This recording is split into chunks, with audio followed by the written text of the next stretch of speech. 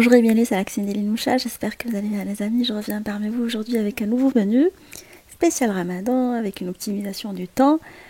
Voilà, on va réaliser une soupe veloutée de légumes accompagnés de feuilletés à la fondue de poireaux et crevettes.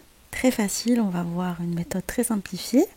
J'avais envie de manger un tagine de poulet à la pomme de terre olive que j'ai accompagné de pain et de salade.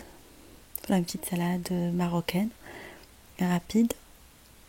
On va réaliser le pain à maison, le pain batbout au robot avec une méthode très simplifiée. Et pour finir en beauté, on va réaliser un dessert café liégeois. Voilà, on va commencer dans un premier temps par préparer le dessert parce qu'il nécessite un temps de repos. Alors la préparation est assez facile. On va le préparer avec du lait. Alors j'ai mis du lait dans une casserole auquel je vais rajouter du fécule de maïs maïzena, du café instantané, du cacao non sucré, du sucre. Alors j'ai pris de la cassonade que vous pouvez très très bien remplacer par du sucre et de la crème entière. On va mélanger le tout. On va mettre le tout sur un feu moyen. Une fois qu'on obtient une consistance assez lisse, on a mélangé tous les ingrédients. Alors, il est essentiel de mélanger pendant toute la cuisson, pendant les 10 minutes à feu moyen. Là, on va obtenir une préparation onctueuse qu'on va retirer du feu. Et après, vous rajoutez quelques carrés de chocolat pour plus de gourmandise. Alors, j'ai utilisé du chocolat noir.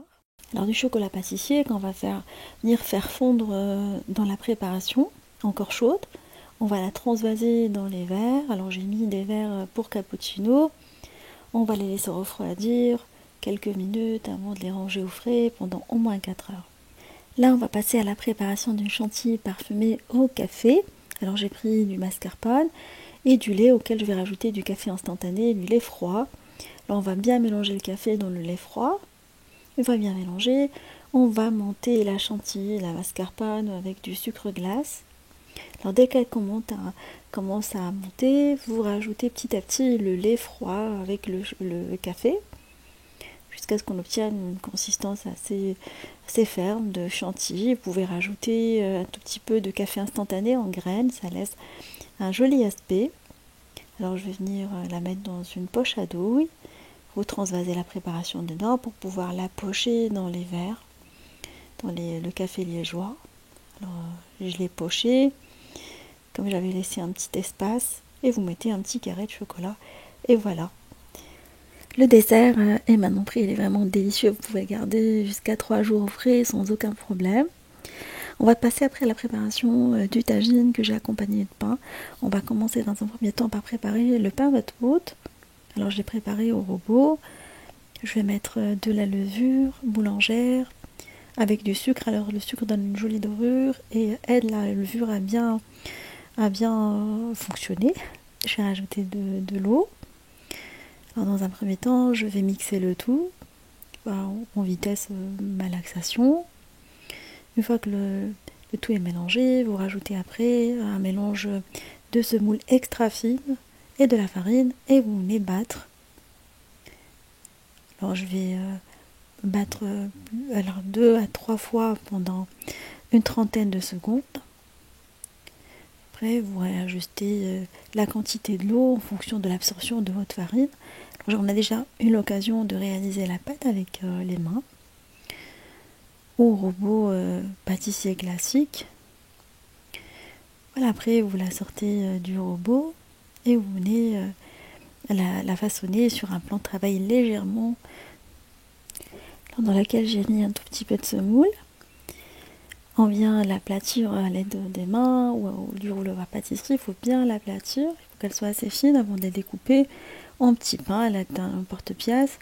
On va ranger les chutes, la couvrir et la laisser cuire pendant 25 minutes. Alors j'ai façonné du pain avec les chutes.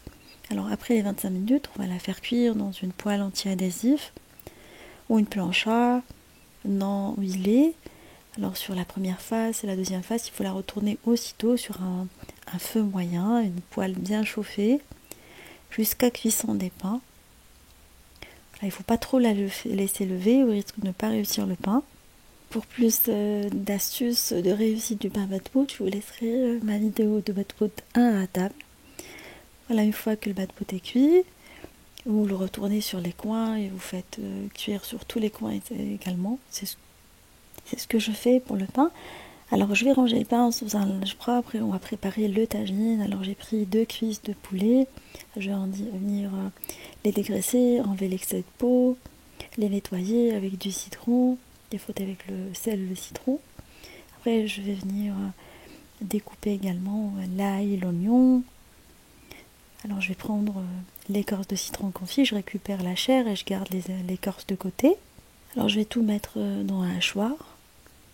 Alors je vais mettre quelques herbes, du persil, de la coriandre. Et je vais venir mixer le tout, plutôt couper finement le tout. Dans une sauteuse, je vais mettre de l'huile d'olive et je vais venir faire colorer les cuisses sur tous les côtés. Voilà, ça c'est très important pour avoir un bon sucre et pour réussir la sauce. Après la coloration du poulet, je vais rajouter la mixture qu'on a préparée avec les condiments, les épices que vous trouverez en barre d'infos. Et je vais venir faire colorer mon poulet avec pendant 10 minutes supplémentaires. Après, je vais arroser avec de l'eau. Je vais couvrir mon tagine et le laisser cuire pendant une bonne trentaine de minutes. Je vais découper des pommes de terre, les éplucher, laver. Je vais les couper en quartiers. Après la cuisson du poulet, je vais rajouter les pommes de terre, découper en quartiers. Ça c'est mon tagine préféré avec ma fille, on adore le tagine. Je vais rajouter quelques écorces de citron confit qu'on a conservé, des olives vertes. Je vais couvrir et le laisser cuire pendant une vingtaine de minutes. Vous rajustez le volume d'eau si nécessaire. Et voilà, le tagine est maintenant prêt. Je vais dresser les cuisses de poulet à napper de la sauce onctueuse, des pommes de terre, bien fondante et parfumée. Voilà, j'avais vraiment envie de manger ce tagine ce jour-là. Alors j'ai décoré avec quelques brins de coriandre et de persil. J'ai servi avec le pain ainsi que la salade. Alors il est essentiel de bien couvrir le pain sous un linge propre pour éviter qu'il ne sèche. Et pour la salade, c'est une salade avec la tomate, des concombres, oignons et poivrons. On a eu déjà l'occasion de la réaliser ensemble. Je pensais qu'elle était en mode film pendant que j'étais la préparer. Et voilà, elle n'a pas été filmée, mais je vous laisserai le lien si ça vous intéresse. Alors j'ai préparé une petite feuilletée pour le fto à base de pâte feuilletée, fondue de poireaux, ainsi que des crevettes. Voilà, très facile et rapide à réaliser, vous allez voir. J'utilisais pour cette recette de l'échalote qu'on va découper finement. Alors il m'arrive souvent de prendre de l'échalote congelée, elle me dépanne vraiment. Alors je vais la disposer dans une sauteuse. Je vais rajouter par-dessus un filet d'huile d'olive et des poireaux que j'ai achetés toutes découpées en fait, dans le rayon des légumes frais. Je vais saler et poivrer et je vais la faire cuire à feu moyen pendant une dizaine de minutes jusqu'à ce qu'elle soit translucide. Après vous rajoutez de la crème par-dessus et vous mélangez votre fondue de poireaux avec la crème pendant 5 petites minutes. Voilà, la fondue est maintenant prête. On va passer après au façonnage. Je vais prendre une pâte feuilletée alors ronde que je vais découper en 4 et je vais par la suite disposer un tout petit peu de moutarde dans le front si vous aimez bien la moutarde bien sûr. Si vous n'aimez pas la moutarde, ça sert à rien de la mettre, vous vous contentez de la fondue de poireaux.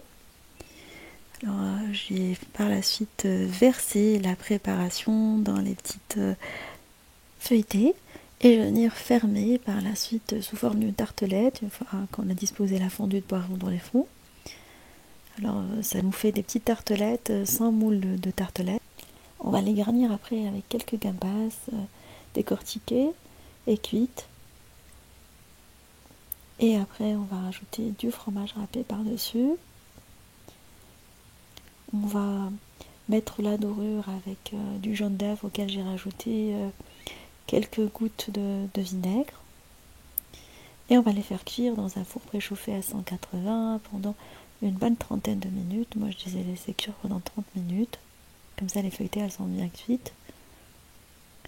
L'essentiel qu'elles cuisent correctement à feu moyen, à 180. Il ne faut pas que le feu soit trop élevé. les ai parsemés après avec du persil. Servir avec une petite salade. Voilà, une petite salade variée de crudités. Voilà, je vous ai découpé une feuilletée pour voir. Alors les feuilletés, je les ai accompagnés également d'une petite soupe de légumes veloutés, légumes et poulets, très facile à préparer. Si on utilise une poêlée de légumes toute faite, congelée, alors je vais prendre du poulet prédécoupé en petits morceaux, du blanc de poulet, et j'ai pris des légumes pour potage tout fait avec la carotte, pommes de terre, ainsi que des choux-fleurs, des poireaux, de l'oignon. Je vais venir faire colorer le tout avec du sel et du poivre et de l'huile d'olive. Voilà, on gagne beaucoup de temps quand on utilise ce genre de poêlée. Alors après coloration, vous rajoutez de l'eau ou du bouillon de poulet et vous laissez le tout cuire pendant une vingtaine de minutes. On va venir mixer le. Alors une fois que la soupe est mixée, vous rajoutez de la crème, si vous aimez bien ça, sinon vous pouvez vous contenter du fromage à tartiner si vous souhaitez. Voilà, on obtient une super soupe bien parfumée. Alors je vais la servir parsemée avec du persil. Vous pouvez mettre un tout petit peu de crème sur la surface si vous souhaitez. Voilà, mon menu touche à sa fin. J'espère qu'il vous fera plaisir et fera plaisir à vos familles. Je vous dis sahaf tourkoum. Et on se dit comme d'habitude, on se retrouve sur la cuisine d'Eli Moucha avec des nouvelles recettes, un nouveau voyage culinaire et à bientôt.